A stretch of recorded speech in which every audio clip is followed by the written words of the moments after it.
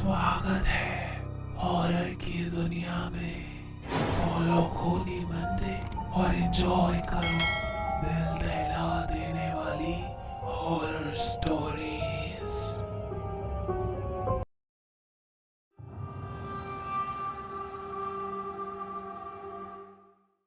Girls hostel. Nimisha की सांसें चढ़ी हुई थीं और वो बुरी तरह हाफ रही थी। उसके बाल बिखर चुके थे। वो शीशे के सामने खड़ी खुद को देखकर अपने बाल वापस बांधने की कोशिश कर रही थी, पर घबराहट के मारे वो कुछ नहीं कर पा रही थी। उस रात निमिषा ने पहली बार अपनी देर रात तक जगने की आदत का पछतावा किया। निमिषा को डर था कि कोई अभी भी उसका पीछा कर रहा है। इस बात की शुरुआत तब हुई जब मनीषा और निमिषा दोनों क्लास 8 में एक बोर्डिंग स्कूल में पढ़ते थे और हॉस्टल में रहते थे। जिस बोर्डिंग स्कूल में वो लोग पढ़ रहे थे वो पढ़ाई लिखाई के लिए एक बहुत ही अच्छा स्कूल माना जाता था, पर उस बोर्डिंग स्कूल के गर्ल्स हॉस्टल की कुछ अलग ही कहानी थी। 5 साल पहले 9th क्लास की एक सीधी साधी और पढ़ाई में होनहार लड़की की उस बोर्डिंग स्कूल के गर्ल्स हॉस्टल के 5th फ्लोर में मौत हो गई थी। किसी को नहीं समझ आया था कि वो लड़की मरी तो मरी कैसे। टीचर्स और पेरेंट्स बताते थे कि उस लड़की को ना तो डिप्रेशन था और ना ही कोई पढ़ाई का प्रेशर। पहले सबको लगा ये मर्डर है, लेकिन पुलिस को कभी कोई सबूत नहीं मिला, जिसकी वजह से ये केस बंद हो गया। पर साल दर साल धीरे धीरे एक अफवाह फैलने लगी कि अब उस 5th फ्लोर पर उस लड़की का भूत रहता है। इसलिए 5th फ्लोर को स्कूल अथॉरिटीज ने बंद कर दिया, जिसे हफ्ते में सिर्फ एक बार खोला जाता था ताकि उसकी सफाई हो सके। उस इंसिडेंट के करीब 5 साल बाद निमिषा और मनीषा उस हॉस्टल के एक रूम में शेयरिंग में रहने लगे। दोनों का रूटीन एकदम फिक्स्ड था। निमिषा पूरी रात जग कर पढ़ाई करती थी और सुबह 7 बजे मनीषा को उठाकर सो जाती थी। फिर मनीषा ब्रेकफास्ट के टाइम तक पढ़ती रहती थी। मनीषा चश्मा लगाती थी और उसके हाथ में उसकी माँ का दिया हुआ एक काला धागा हमेशा बंधा रहता था।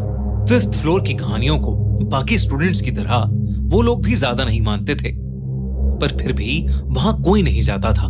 पर 10 दिसंबर को कुछ ऐसा हुआ जिसकी मनीषा को कोई खबर भी नहीं थी।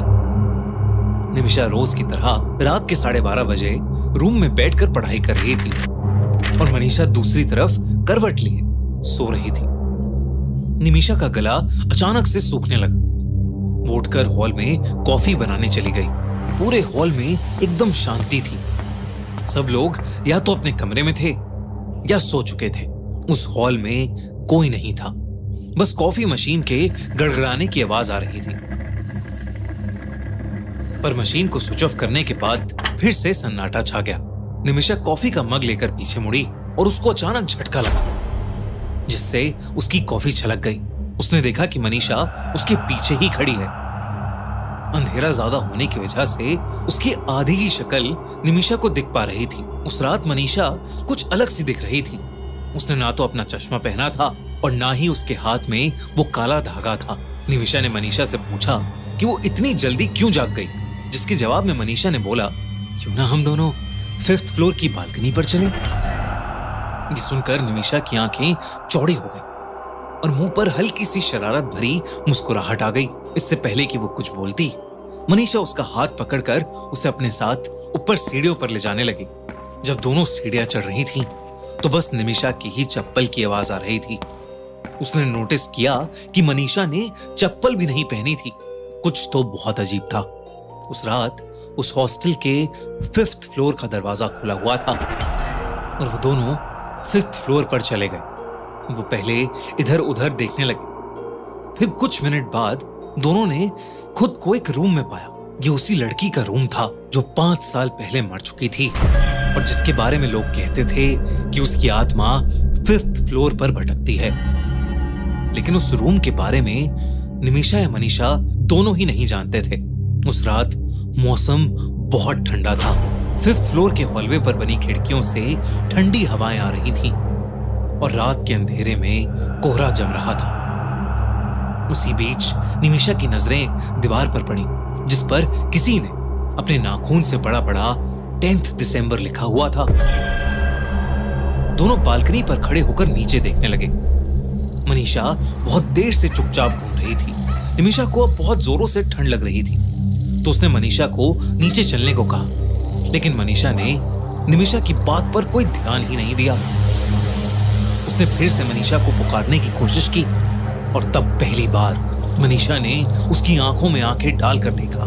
निमिषा के तो जैसे होश ही उड़ गए थे। मनीषा की आंखें पूरी सफेद हो चुकी थीं। वो बड़ी धीमी आवाज में बोली, जंप, यानी कूदो। मनीषा को कुछ समझ नहीं आया कि मनीषा उसे नीचे कूदने को क्यों कह रही है। उसके चेहरे के सारे रंग उड़ गए। जैसे जैसे एक एक सेकंड बीत रहा था, वैसे वैसे मनीषा की आवाज और भारी हो रही थी। वो निमिषा की आंखों में देखकर बार बार बोलने लगी, जंप, जंप। निमिषा का चेहरा पीला पड़ गया और उसके हाथ पैर एक ही पोजीशन में अटक चुके थे, मानो जैसे वो हिप्नोटाइज हो रही थी। और ऐसा लग रहा था कि जैसे अगर वो जंप नहीं करती तो मनीषा उसे धक्का देकर नीचे गिरा देगी। निमिषा की आंखें बंद होने लगी थीं और वो खुद अपने बाल खोलने लगी। उसके बिखरे बाल हवा में पानी की तरह बहने लगे। निमिषा धीरे धीरे मनीषा के वश में आने लगी थी, लेकिन तभी अचानक नीचे वाले फ्लोर पर कुछ धम से आवाज हुई और निमिषा होश में आई। उसने किसी तरह हिम्मत जुटाई और मनीषा को पीछे धक्का देकर नीचे भागी। भागते भागते उसको अपने पीछे बहुत भयानक दहाड़ सुनाई दी,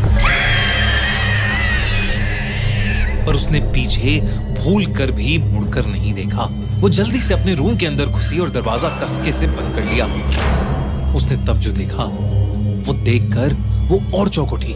उसने देखा कि मनीषा उसी करवट में बिस्तर पर आराम से सो रही थी जिसमें वो उसे छोड़कर गई थी। निमिषा का रंग और पीला पड़ गया। उसने मनीषा को घबराते हुए उठाया। मनीषा ने उसका पीला मुंह और लाल आंख देखकर डरी हुई निमिषा को गले लगा लिया, पर उसके पूछने पर निमिषा ने उसे कुछ भी नहीं बताया। वो कुछ बताने की हालत में थी ही नहीं। उस रात निमिषा ने अपने बाथरूम के शीशे के सामने अपना मुंह धोया और बाल बांधकर सो गई। मनीषा कुछ समझ नहीं पा रही थी। उस दिन से निमिषा रात में सोने लगी और अपने रूममेट को इग्नोर करने लगी। जब भी मनीषा रूम में बैठकर पढ़ाई स्टार्ट करती, उसे एहसास होता कि जैसे कोई उसे घूर रहा है, और वो अक्सर निमिषा ही होती। परेशान होकर मनीषा ने उससे दोबारा पूछ लिया कि उस रात क्या हुआ था। आखिरकार निमिषा ने मनीषा को उस रात के बारे में सब कुछ सच सच बता दिया। सब कुछ सुनने के बाद मनीषा का दिमाग जोर से चलने लगा और उसे निमिषा की कहानी पर पूरा भरोसा हो गया, क्योंकि मनीषा को यह बात पता थी कि 5 साल पहले एक लड़की की सेम डेट पर मौत हुई थी, 10 दिसंबर।